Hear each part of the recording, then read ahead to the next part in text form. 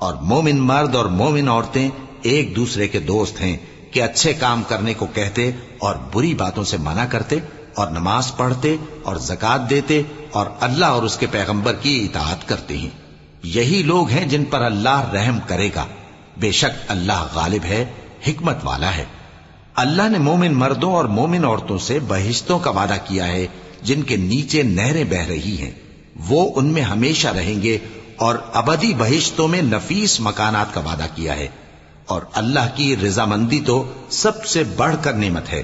یہی بڑی کامیابی ہے. اے پیغمبر، کافروں اور منافقوں سے جہاد کرو اور ان پر سختی کرو، اور ان کا ٹھکانہ دوزخ ہے اور وہ بری جگہ ہے. یہ اللہ کی قسمیں کھاتے ہیں کہ انہوں نے تو کچھ نہیں کہا، حالانکہ انہوں نے کفر کا کلمہ کہا ہے اور یہ اسلام لانے کے بعد کافر ہو گئے ہیں اور ایسی بات کا قصد کر چکے ہیں جس پر قدرت نہیں پا سکے. اور انہوں نے مسلمانوں میں عیب ہی کون سا دیکھا ہے سوائے اس کے کہ اللہ نے اپنے فضل سے اور اس کے پیغمبر نے اپنی مہربانی سے ان کو دولت مند کر دیا ہے. سو اگر یہ لوگ توبہ کر لیں تو ان کے حق میں بہتر ہوگا، اور اگر منہ پھیر لیں تو اللہ ان کو دنیا اور آخرت میں دکھ دینے والا عذاب دے گا، اور زمین میں ان کا کوئی دوست اور مددگار نہ ہوگا. اور ان میں بعض ایسے ہیں جنہوں نے اللہ سے عہد کیا تھا کہ اگر وہ ہم کو اپنی مہربانی سے مال عطا فرمائے گا تو ہم ضرور خیرات کیا کریں گے اور نیکوکاروں میں ہو جائیں گے. لیکن جب اللہ نے ان کو اپنے فضل سے مال دیا تو اس میں بخل کرنے لگے اور اپنے عہد سے روگردانی کر کے پھر بیٹھے.